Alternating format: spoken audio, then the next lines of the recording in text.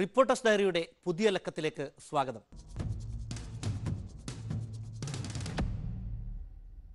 Reporters ഡയറിയിൽ ആദ്യം ഇടുക്കിയിൽ തോട്ടം ഉടമകളും സർക്കാർ ഉദ്യോഗസ്ഥരും ചേർന്ന് തൊഴിലാളികളെ ചതിച്ച കഥയാണ്.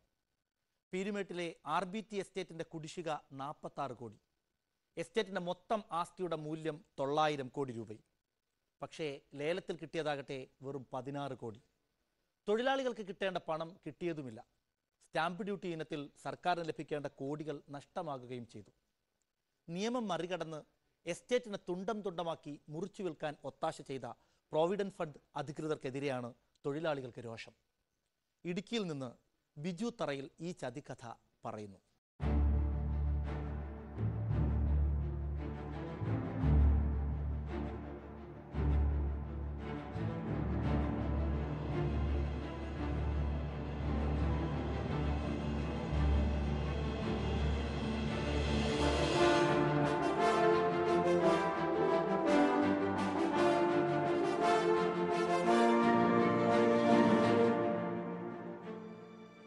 ഇത് RBTയുടെ തോട്ടങ്ങൾ ഒന്നാണ്. ഇതുപോലെ 9 എസ്റ്റേറ്റുകളിലായി 6000-ഓളം തൊഴിലാളികൾ ഇവിടെ പണിയെടുത്തിരുന്നു. അവരെ ആശ്രയിച്ച് 20,000-ഓളം ജനങ്ങൾ. ഈ തോട്ടങ്ങളാണ് അധികൃതർ തുച്ഛമായ വിലയ്ക്ക് വിറ്റ് തുലച്ചത്.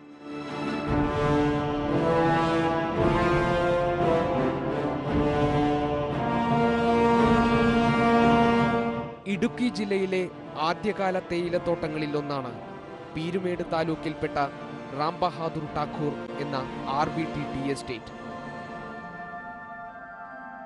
10,000 ഏക്കർ വിസ്തൃതിയാണ് ഈ തേയിലത്തോട്ടത്തിന്. കോഴിക്കാനം, മഞ്ചുമല, ഗ്രാമ്പി, മൗണ്ട് തങ്കമല, പശുമല, പാമ്പനാർ, തേങ്ങാക്കല്ല്, നെല്ലിമല എന്നിങ്ങനെ 9 എസ്റ്റേറ്റുകളാണ് ഉള്ളത്. 2001-ൽ വൻ പ്രതിസന്ധി ഉണ്ടായപ്പോൾ ഒരു മുന്നറിയിപ്പും നൽകാതെ ഉടമകൾ തോട്ടം ഉപേക്ഷിച്ചുപോയി.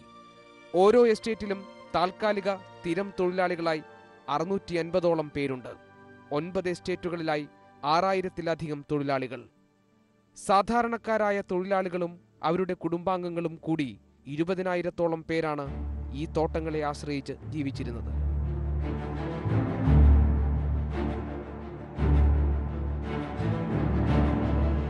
എട്ടു വർഷം പൂട്ടിക്കിടന്ന കമ്പനികളുടെ പ്രൊവിഡന്റ് ഫണ്ട്, വൈദ്യുതി എന്നിവയിൽ ഉൾപ്പെടെ കുടിശ്ശിക 46 കോടി രൂപയായിരുന്നു. ഈ ബാധ്യത തിരിച്ചുപിടിക്കാനും തൊഴിലാളികളെ സംരക്ഷിക്കാനും 2008-ൽ തോട്ടങ്ങൾ ലേലത്തിന് വെച്ചു. PF കമ്മീഷണറാണ് ലേലം നടത്തിയത്. ലേലത്തിൽ നിന്ന് ലഭിക്കുന്ന തുകയിൽ നിന്നും PF കുടിശ്ശികയായ 22.35 കോടി രൂപയും മറ്റു ബാധ്യതകളും തീർത്ത ശേഷം ബാക്കി വരുന്നത് ഉടമകൾക്ക് നൽകാനായിരുന്നു ധാരണ. 7 തോട്ടങ്ങളിലായി 4500-ഓളം ഏക്കർ സ്ഥലം വെറും 16 കോടിക്കാണ് നൽകിയത്. അതായത് 1 സെന്റിന് 200 രൂപ മുതൽ 1500 രൂപ വരെ. 900 കോടി രൂപ വിലമതിക്കുന്ന ഭൂമിയാണ് ഇത്.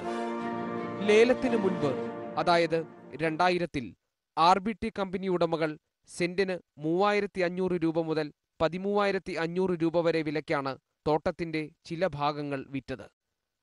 ഇക്കാലത്ത് നടന്ന ചില ഇടപാടുകളുടെ രേഖകൾ ഈ ഒത്തുകളിക്ക് തെളിവാണ്. തോട്ടം ഭൂമി തുണ്ടുകളായി മുറിച്ചു വിൽക്കാൻ പാടില്ല എന്ന കമ്പനി ലോ ബോർഡിന്റെ ഉത്തരവ് നിലനിൽക്കെയാണ് ഭൂമി കൈമാറ്റം നടന്നത്. നിയമത്തെക്കുറിച്ച് അറിവുണ്ടായിട്ടും PF അധികൃതർ പുതിയ ഉടമകൾക്ക് വേണ്ടി ഒത്താശ ചെയ്യുകയായിരുന്നുവെന്ന് ആരോപണമുണ്ട്. എസ്റ്റേറ്റ് ഭൂമി ധൃതിയിൽ ലേലത്തിൽ വെച്ചത് വൻകിട ബിസിനസ് ഗ്രൂപ്പായ പോപ്സനു വേണ്ടിയാണെന്നാണ് മറ്റൊരാക്ഷേപം. ഗുരുതരമായ മറ്റൊരാരോപണം ഭൂമി കൈമാറ്റത്തിൽ സർക്കാരിന് സ്റ്റാമ്പ് ഡ്യൂട്ടി ഇനത്തിൽ കിട്ടേണ്ട 100 കോടിയോളം രൂപ നഷ്ടമായി എന്നതാണ്. നമ്മുടെ ഈ വണ്ടിപ്പെരിയാറ്റിൽ കിടക്കുന്ന ടൗണിനോട് ചുറ്റും കിടക്കുന്ന 300 ഏക്കർ വിറ്റിരുന്നെങ്കിൽ ഏതാണ്ട് 300 കോടി പരം കിട്ടിയാണ്. ഏതാണ്ടോ നിങ്ങൾക്കറിയാം, നിങ്ങൾ ചോദിച്ചു നോക്കണം. ഈ വണ്ടിപ്പെരിയാർ മേഖലയിലെ ചില ഏരിയ എന്ന് വെച്ചാൽ ടൗണിനോട് ചേർന്ന് കിടക്കുന്ന 10 ലക്ഷം രൂപ വരെ ഒരു സെന്റിന് വിലയുണ്ട്.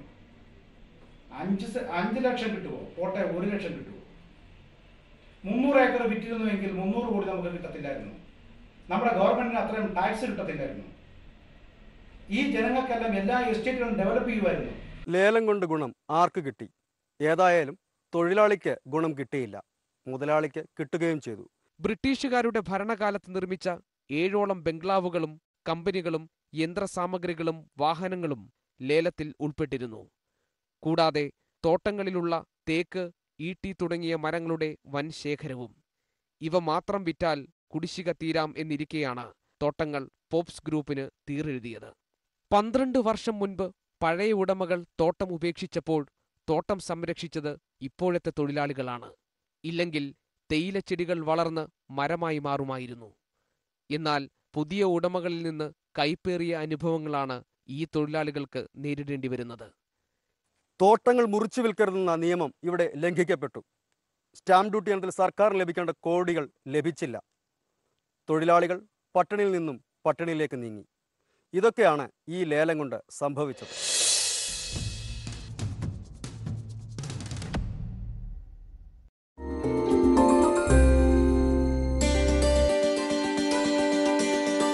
ഇത് പ്രവാസത്തിന്റെ മണ്ണ്.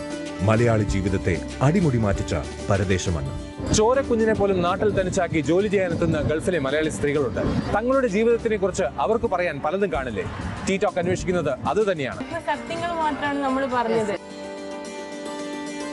നമ്മുടെ നാട്ടിൽ നമ്മുടെ വീട്ടിൽ ഒരു മണിക്കൂറെങ്കിലും സമാധാനമായിട്ട് കിടക്കാന്ന് വിചാരിക്കുമ്പോഴേക്കും ഈ ബന്ധുക്കളുടെ പ്രവാഹം കാണും.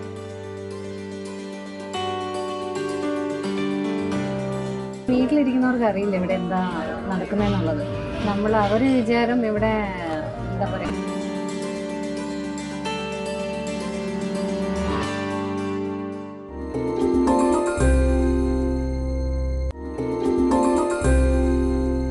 എക്സംപ്ലറി ഡാൻസേഴ്സ് അല്ല. അവിടെയാണ് പക്ഷെ നിങ്ങളുടെ വിജയം. ഈ 9 പേരെയും കൊറിയോഗ്രാഫേഴ്സ് വളരെ ഭംഗിയായിട്ട് ഒരേപോലെ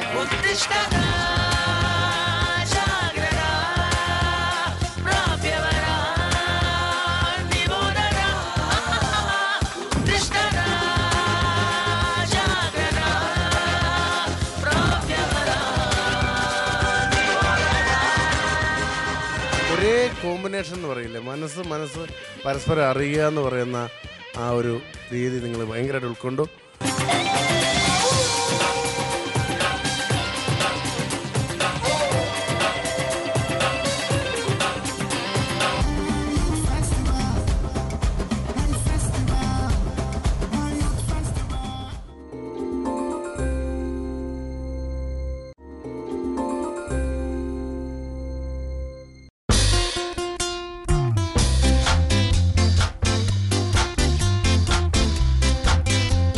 കറിവേപ്പില സുക്ക നമുക്കിവിടെ എങ്ങനെ ഉണ്ടാക്കാം?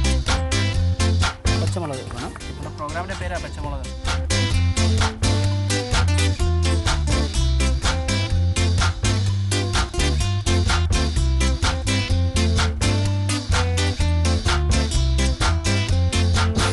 Super.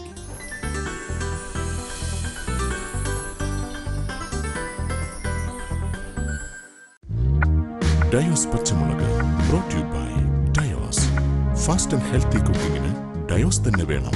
ഡയോസ് fine living.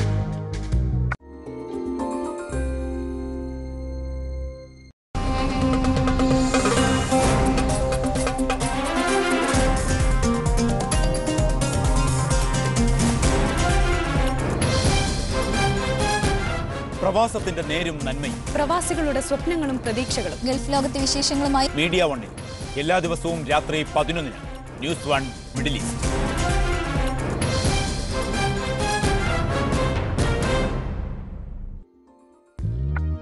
Gulf news brought you by Skyline Builders. Skyline, the address says it all. In association with Mr. Lights. Mr. Lights Mars Rover.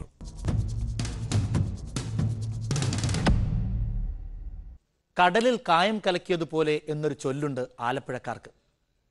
നവീകരണത്തിനായി കോടികൾ ഒഴുക്കിയിട്ടും കിഴക്കൻ വെനീസിന്റെ നാഡീഞരമ്പുകളായ കനാലുകൾക്ക് ഒരു മാറ്റവും സംഭവിച്ചിട്ടില്ല.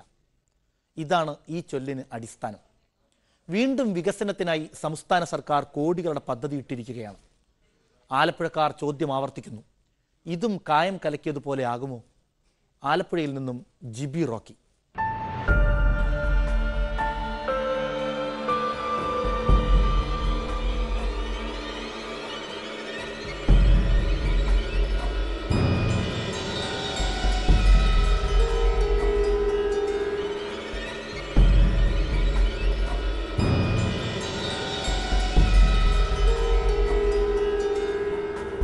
ആലപ്പുഴയെ ലോക വിനോദസഞ്ചാര ഭൂപടത്തിൽ എത്തിക്കുന്നതിൽ നിർണായക പങ്കുവഹിച്ച കൊമേഴ്സ്യൽ കനാലാണിത്.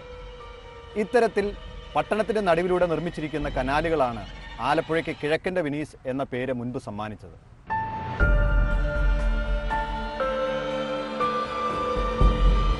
നൂറ്റാണ്ടുകളുടെ പാരമ്പര്യമുണ്ട് ആലപ്പുഴയിലെ കനാലുകൾക്ക്. കിഴക്ക് വേമ്പനാട്ട് കായലിൽ നിന്ന് പടിഞ്ഞാറ് അറബിക്കടലിലേക്ക് സമാന്തരമായി ഒഴുകുന്ന വാടാ കനാലും കൊമേഴ്സ്യൽ കനാലും ഇവയെ പരസ്പരം ബന്ധിപ്പിക്കുന്ന ലിങ്ക് കനാലും. ആലപ്പുഴയുടെ ശില്പിയായ തിരുവിതാംകൂർ ദിവാൻ രാജാ കേശവദാസ് 1780കളിൽ നിർമ്മിച്ചതാണ് ഇവ. വ്യാപാര ആവശ്യങ്ങൾക്കായാണ് കനാലുകൾ പണികഴിപ്പിച്ചത്.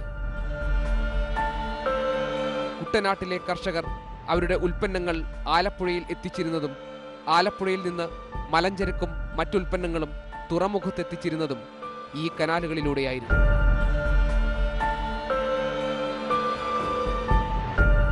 ഞാൻ പെറ്റുവളർന്ന സ്ഥലമായിരുന്നു ഈ പ്രദേശം.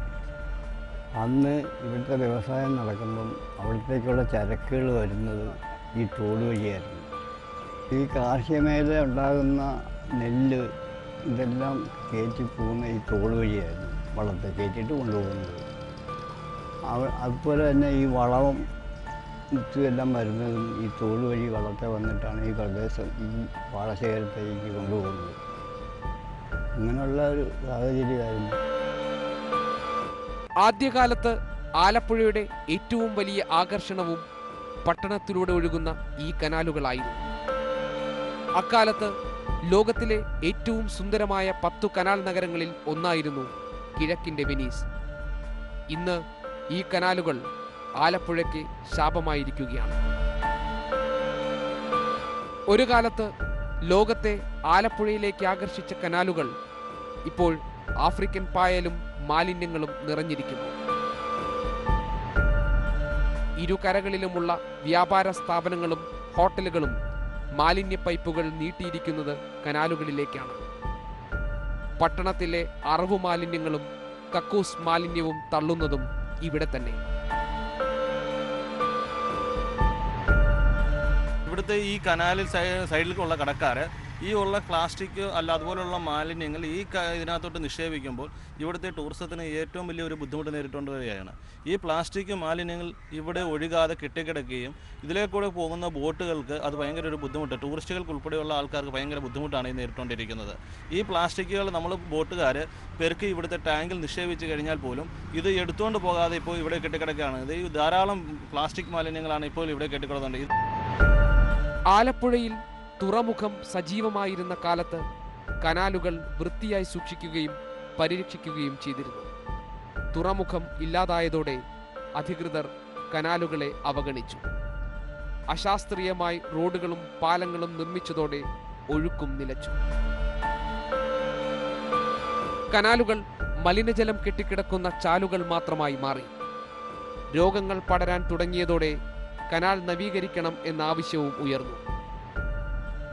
ഇതേ തുടർന്ന് 1993 കനാൽ നവീകരണത്തിനായി സംസ്ഥാന സർക്കാർ 50 ലക്ഷം രൂപ അനുവദിച്ചു. താൽക്കാലികമായി കനാലുകൾ വൃത്തിയായെങ്കിലും സംരക്ഷിക്കാൻ ആളില്ലാത്തതിനാൽ ചില മാസങ്ങൾക്കുള്ളിൽ വീണ്ടും മാലിന്യ നിക്ഷേപ കേന്ദ്രങ്ങളായി അത് മാറി. വീണ്ടും കനാലിനായി ജനങ്ങൾ രംഗത്തെത്തി. 2003 KC വേണുഗോപാൽ ടൂറിസം മന്ത്രിയായിരിക്കെ ജനങ്ങളുടെ മുറവിളിക്ക് വിരാമമിട്ട് സർക്കാർ 6 കോടി രൂപ കനാലുകൾ സൗന്ദര്യവൽക്കരിക്കുന്നതിന് അനുവദിച്ചു.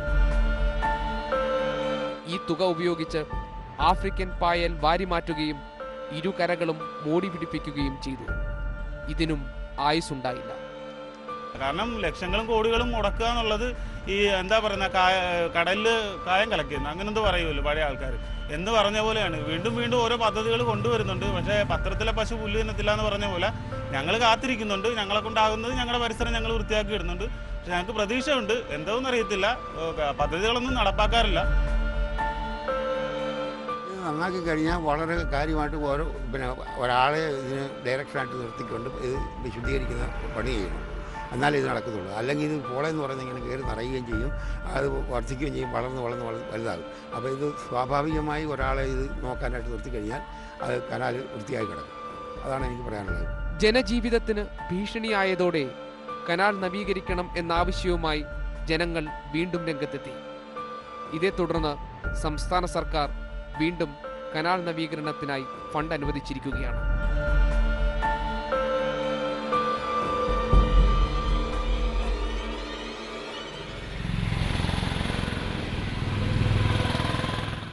ഈ കനാലിലേക്ക് മുമ്പ് മുടക്കിയ കോടിക്കണക്കിന് രൂപയുടെ ഗതി തന്നെയാകുമോ ഇപ്പോൾ മുടക്കാൻ പോകുന്ന 1.5 കോടിക്കുമെന്ന ആശങ്കയിലാണ് ഇവിടുത്തെ ജനങ്ങൾ.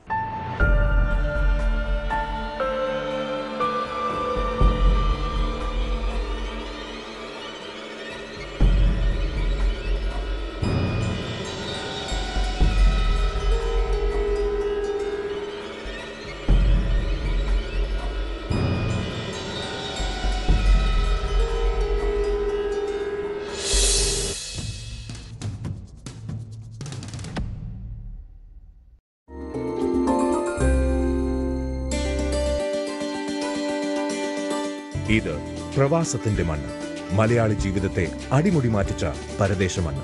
ചോരക്കുഞ്ഞിനെ പോലും നാട്ടിൽ തനിച്ചാക്കി ജോലി ചെയ്യാനെത്തുന്ന ഗൾഫിലെ മലയാളി സ്ത്രീകളുണ്ട്. തങ്ങളുടെ ജീവിതത്തിനെ കുറിച്ച് അവർക്ക് പറയാൻ പലതും കാണില്ലേ? ടീ ടോക്ക് അന്വേഷിക്കുന്നത് അത് തന്നെയാണ്. സത്യങ്ങൾ മാത്രമാണ് നമ്മൾ പറഞ്ഞത്.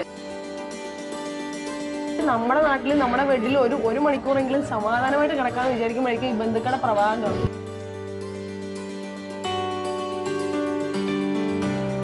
വീട്ടിലിരിക്കുന്നവർക്ക് അറിയില്ല ഇവിടെ എന്താ നടക്കുന്നതെന്നുള്ളത്. അവർ വിചാരം ഇവിടെ എന്താ പറയാ, കാശെന്ന് പറഞ്ഞു കഴിഞ്ഞാൽ ഇങ്ങനെ വെറുതെ കിട്ടുന്നു. Watch Tea Talk with me, Chris, only on Media One.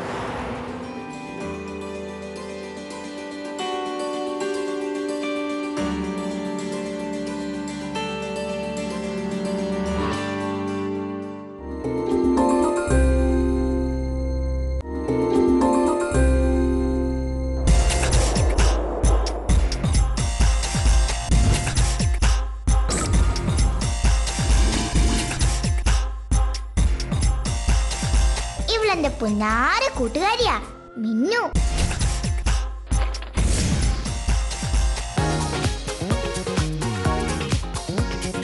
ഇനി നിങ്ങൾ എന്നെ തുള്ളീന്നൊന്ന് നീട്ടി വിളിച്ചാ അപ്പൊ തന്നെ ഞാനിവിടെ എത്തും.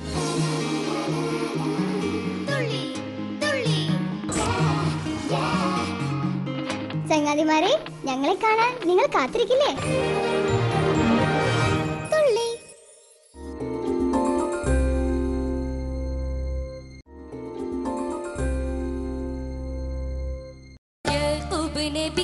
പ്രിയമുള്ള മകനായി യൂസുഫ് വരവായി, നല്ല യൂസുഫ് നബി പൊന്നഴകിന്റെ മഴവിൽ ഒളിയായി നിലയായി.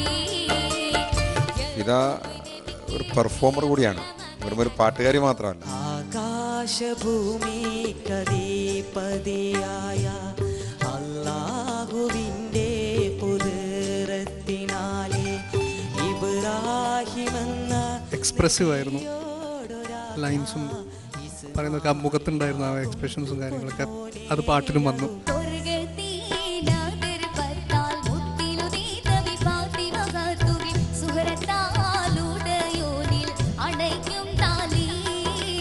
ആ സംഗതിയുള്ളൊരു എന്താ പറയുക, ഒരു ഇടിച്ചിങ്ങനെ പഞ്ചിൽ വരിക എന്ന് പറഞ്ഞില്ല, അത്രയും ക്ലാരിറ്റിയിലായിരുന്നു. നിസ്കാരപ്പായ നനഞ്ഞ് കുതിർന്നല്ലോ നിവരാതെ കുമ്പീട്ടൻ കണ്ണ് നനഞ്ഞല്ലോ. നികേഷിൻ്റെ ടോണിന് ഭയങ്കര ക്വാളിറ്റി ഉണ്ട്. എനിക്ക് തോന്നുന്നത് അത് പ്ലേ ബാക്കിന് ഭയങ്കരമായിട്ട് സൂട്ട് ചെയ്യുന്നൊരു voice. Mister light presents Malabar gold and diamonds 14ാം രാവ്. Brought you by Malabar gold and diamonds. Malabar gold and ഡയമണ്ട്സിൽ ചെയിനുകളുടെ ഉത്സവം. Celebrate the beauty of life. Presented by Mr. Light. Mr. Light presents Mars Rover. In association with commission agent ഇല്ലാതെ യഥാർത്ഥ പണിക്കൂലി. Topco Zamzam, bank road, Kannur.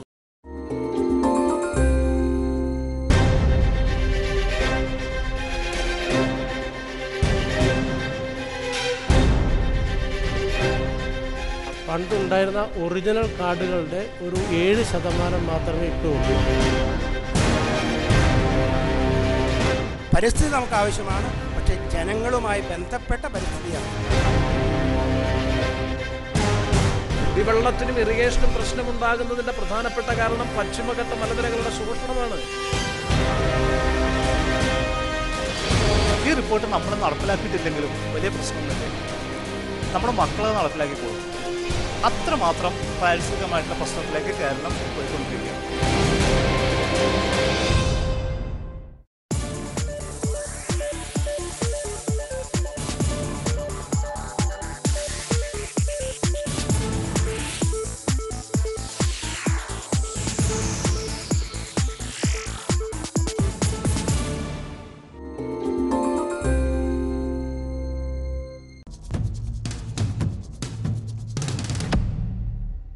Thiruvananthapuram ജില്ലയിൽ കഠിനംകുളം പഞ്ചായത്തിലെ ചാന്നാങ്കര കോളനിവാസികൾ തൃശങ്കുവിലാണ്.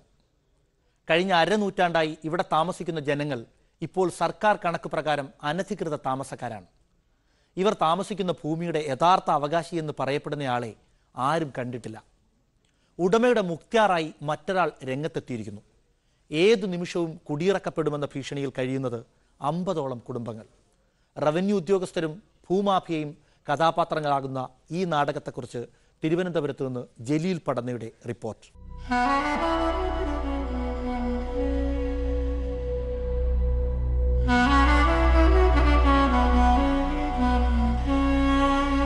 പറയാനും ആരുമില്ല.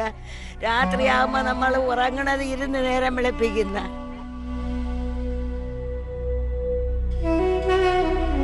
തിരുവനന്തപുരം ജില്ലയിൽ ചിറയൻകീഴിനടുത്ത് കഠിനംകുളം പഞ്ചായത്തിലെ 16ാം വാർഡിൽപ്പെടുന്നതാണ് ചാന്നാങ്കര കോളനി. വർഷങ്ങളായി ഇവിടെ താമസിക്കുന്ന 50 കുടുംബങ്ങൾ ഈ ഭൂമിയുടെ അവകാശികളല്ല എന്നാണ് ഇപ്പോൾ റവന്യൂ വകുപ്പ് അറിയിക്കുന്നത്. അരനൂറ്റാണ്ടായി ഇവിടെ താമസിക്കുന്നവരാണ് ഏറെയും. ഇവരിൽ പണം കൊടുത്ത് വസ്തു വാങ്ങിയവരും ഉണ്ട്. സർക്കാരിന്റെ ലക്ഷം വീട് പദ്ധതിയിൽ വീട് പതിച്ചു കിട്ടിയവരും ഇക്കൂട്ടത്തിലുണ്ട്. തലമുറകളായി കൈമാറി വരുന്ന ഭൂമിയും ഇതിൽപ്പെടും. 28 ഏക്കറിലാണ് കോളനി. റോഡിന് അഭിമുഖമായി കണ്ണായ സ്ഥലം. ഇവിടെ 366 മുതൽ 372 വരെയുള്ള സർവേ നമ്പറുകളിലെ താമസക്കാരാണ് കുടിയൊഴിക്കൽ ഭീഷണി നേരിടുന്നത്. 2009 വരെ കോളനിയിലെ ഭൂവുടമകളിൽ നിന്ന് ഭൂനികുതി സർക്കാർ സ്വീകരിച്ചിരുന്നു. പിന്നീട് നികുതി സ്വീകരിക്കുന്നത് റവന്യൂ വകുപ്പ് നിർത്തി. കരം അടയ്ക്കാത്തത് സംബന്ധിച്ച് വളരെ പ്രശ്നങ്ങളാവുകയും ഞങ്ങൾ അതുമായി സംബന്ധിച്ച് വില്ലേജ് ഓഫീസിൽ പോയപ്പോഴത്തേക്കും മിച്ചഭൂമി ഇത്രയും 28 ഏക്കറിനകത്ത് 13 ഏക്കർ മിച്ചഭൂമിയായിട്ട് തരംതിരിച്ചിട്ടുണ്ട്. അത് എടുത്തതിന് അത് ഏതാണെന്ന് കണ്ടെത്തിയതിന് ശേഷം മാത്രം ബാക്കിയുള്ളവർക്ക് കരം ചെയ്ത് കൊടുക്കാമെന്ന് പറഞ്ഞു. ഇപ്പോൾ അത് ഏറ്റെടുത്ത് കഴിഞ്ഞു എന്നാണ് പറയുന്നത്. എന്നിട്ട് പോലും ബാക്കിയുള്ളത് കരം ചെയ്യുന്നില്ല. ഇതേക്കുറിച്ച് അന്വേഷിച്ചപ്പോഴാണ് കോളനിക്കാർ ഞെട്ടിയത്. 28 ഏക്കറുള്ള ഭൂമിയിൽ 13 ഏക്കർ മിച്ചഭൂമിയാണെന്നും ബാക്കി 15 ഏക്കർ ഒരു സ്വകാര്യ വ്യക്തിയുടേതാണെന്നുമായിരുന്നു റവന്യൂ വകുപ്പിന്റെ വിശദീകരണം. രാമകൃഷ്ണൻ പോറ്റി എന്നയാളാണ് ഭൂ ഉടമയെന്ന് വില്ലേജ് ഓഫീസിൽ നിന്ന് അറിയാൻ കഴിഞ്ഞു. ഇയാൾ മുക്തിയാർ നൽകിയ മുഹമ്മദ് ഹുസൈനാണ് ഭൂമിയുടെ അവകാശിയത്രേ. രാമകൃഷ്ണൻ പോറ്റിയെക്കുറിച്ച് ആർക്കും അറിയില്ല. മുൻ തലമുറകളിലുള്ളവർ ആരും ഇങ്ങനെ ഒരാളെ കണ്ടിട്ടില്ല. പോറ്റിയുടെ ബന്ധുക്കളും രംഗത്തു വന്നിട്ടില്ല. പിന്നെ എങ്ങനെയാണ് മുഹമ്മദ് ഹുസൈൻ എന്നയാൾക്ക് മുക്തിയാർ കിട്ടിയതെന്നാണ് നാട്ടുകാരുടെ ചോദ്യം. ഈ രാമകൃഷ്ണൻ പോറ്റി ജീവിച്ചിട്ടുണ്ടെന്നും അറിയില്ല. അയാളൊന്നും ഇവിടെ വന്നിട്ടുമില്ല. അയാള് 80 അവിടെ വന്നിട്ടുണ്ട്, കേസ് പറഞ്ഞിട്ടുണ്ടെന്ന് പറഞ്ഞ് ഇവിടെ ഈ രണ്ട് ആൾക്കാർ താമസിക്കുന്ന വീടെല്ലാം അവർക്കെല്ലാം താമസിക്കാൻ വിട്ടുകൊടുത്തിട്ട് അവിടെ വെള്ളമണലായിട്ടൊരു 10-13 ഏക്കർ ഉണ്ടായത്. അത് അയാൾക്കുള്ള വസ്തുന്ന് പറഞ്ഞ് അയാൾ അവിടെ ആളെ നെട്ടിട്ട് പോയി.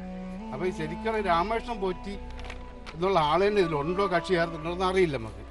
അപ്പോൾ ഇയാൾ ഇന്നും പറഞ്ഞ് കൊടുത്ത വസ്തുക്കൾ പോലും രാമകൃഷ്ണൻ പോറ്റി എന്ന് പറഞ്ഞ ആൾ എഴുതി വിറ്റ വസ്തുക്കൾ പോലും ഇപ്പോൾ ഇതിൽ കരുതീർത്ത് കൊടുക്കാതെ അത് 50 വർഷം 100 വർഷമൊക്കെ അപ്പോഴൊക്കെയുള്ള പട്ടയങ്ങൾ പ്രമാണമൊക്കെ ഇരിപ്പുണ്ടൂടാ. അവർക്ക് പോലും പട്ടയം ചെയ്ത് കൊടുക്കില്ല, കാര്യം തീർത്ത് കൊടുക്കുന്നില്ല. ഇനി പുതിയ ഭൂവുടമയെന്ന് പറയുന്നയാളുടെ അവകാശം അംഗീകരിക്കുകയാണെങ്കിൽ ഇത്രയും നാൾ വില്ലേജ് ഓഫീസിൽ നിന്നും താലൂക്ക് ഓഫീസിൽ നിന്നും ലഭിച്ച സർട്ടിഫിക്കറ്റുകൾ വ്യാജമാണോ? രജിസ്റ്റർ ചെയ്തതും നിയമവിരുദ്ധമാണോ? താലൂക്ക് ഓഫീസിൽ കോളനി നിവാസികൾ നൽകിയ പരാതിയിന്മേലുള്ള ഹിയറിംഗിന് ചെന്നപ്പോൾ പുതിയ ഭൂ ഉടമയുമായി ഒത്തുതീർപ്പിലെത്താനാണ് ആവശ്യപ്പെട്ടത്. ഇതിൽ തന്നെ എന്തോ ദുരൂഹതയുണ്ടെന്നാണ് നാട്ടുകാരുടെ പക്ഷം. കടൽ തീരത്തോട് ചേർന്ന റിയൽ എസ്റ്റേറ്റ് മൂല്യമുള്ള ഭൂമിയാണ് ചാന്നാങ്കര കോളനി. ഭൂമാഫിയയുടെ പ്രവർത്തനം സജീവമാണെന്ന് നാട്ടുകാർ പറയുന്നു. ഉദ്യോഗസ്ഥരും ഭൂമാഫിയയും ചേർന്നാണ് തങ്ങളുടെ ഭൂമി കയ്യേറാൻ ശ്രമിക്കുന്നതെന്ന് കോളനിവാസികൾ ആരോപിക്കുന്നു. 2008-2009 വരെ ഒരേപോലെ കരം ചെയ്തുകൊണ്ടിരുന്ന വസ്തുവാണ്. ഇതേ വസ്തു 2008 മാറ്റിട്ട് പോക്കുവരവ് ചെയ്യാനായിട്ട് കൊടുത്തപ്പോൾ അത് പറ്റില്ല, പോക്കുവരവ് ചെയ്യാൻ പറ്റില്ല. കാരണം ഇത് മിച്ചഭൂമിയിൽ ഉൾപ്പെട്ട വസ്തുവാണോ അല്ലയോ എന്നറിയില്ല. ഈ 2012 ആയപ്പോൾ അത് മിച്ചഭൂമിയിൽ ഉൾപ്പെട്ട വസ്തു അല്ല എന്ന് പറയുകയും ഒരേപോലെ കരം ചെയ്തുകൊണ്ടിരുന്ന മറ്റ് അടുത്ത ഒരു വസ്തു 25 സെന്റ് കൊടുത്തപ്പോഴത്തേക്കും 2012 അതിന് കരം ചെയ്തു. അതൊരു വിരോധാഭാസമാണ്. കാരണം 2008 PV ചെയ്യാനായിട്ട് പോക്കുവരവ് ചെയ്യാനായിട്ട് കൊടുത്ത റെസീപ്റ്റ് എൻ്റെ കയ്യിലുണ്ട്. അന്ന് പറഞ്ഞ മറുപടിയല്ല എനിക്ക് അതിന് ശേഷം കിട്ടുന്നത്. കൂടുതലും മത്സ്യത്തൊഴിലാളികളും കയർ തൊഴിലാളികളും താമസിക്കുന്ന കോളനിയാണ് ഇത്. ഇവർ സംഘടിതരല്ല. അരക്ഷിതാവസ്ഥയിലാണ് ഇവരുടെ ജീവിതം. പലർക്കും രാത്രിയിൽ ഉറക്കമില്ല. ഏതു നിമിഷവും കുടിയൊഴിപ്പിക്കപ്പെടുമെന്ന ദുസ്വപ്നം ഇവരെ വേട്ടയാടുന്നു. ഇപ്പോഴേ അങ്ങനെ ഒരു തർക്കത്തി കിടക്കണം. അതിന് 2 പെൺകുട്ടികളാണ്.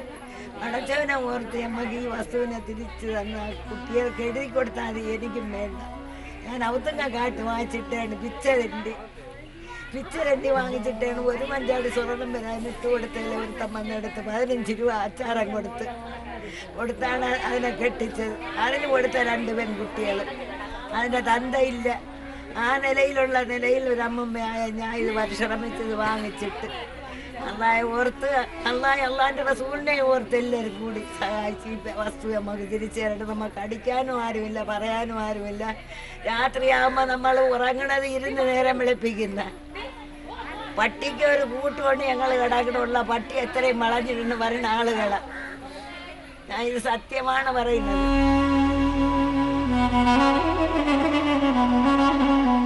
കഴിഞ്ഞ 3 വർഷമായി ഇവർ ത്രിശങ്കു ജീവിതം നയിക്കുന്നു. ഭൂക്കച്ചവടത്തിന്റെ ഉള്ളുകള്ളികൾ അറിയാതെ ആശങ്കയിലാണ് കോളനിക്കാർ. ഏതോ ഒരു പ്രമാണി ഇവരുടെ ഈ ഭൂമിയിൽ കണ്ണുവെച്ചിരിക്കുന്നു. സമീപ ഭാവിയിൽ തന്നെ ഇവരെ ഇവിടെ നിന്നും കുടിയൊഴിപ്പിക്കും എന്നാണ് ഇവർ പലരും ആശങ്കപ്പെടുന്നത്. ഇവരുടെ ഈ ദൃശ്യങ്ങൾ പകർത്തി ഞങ്ങൾക്ക് തിരിച്ചു പോകാനാകുമോ എന്നാണ് ചിലർ ആശങ്കപ്പെട്ടത്.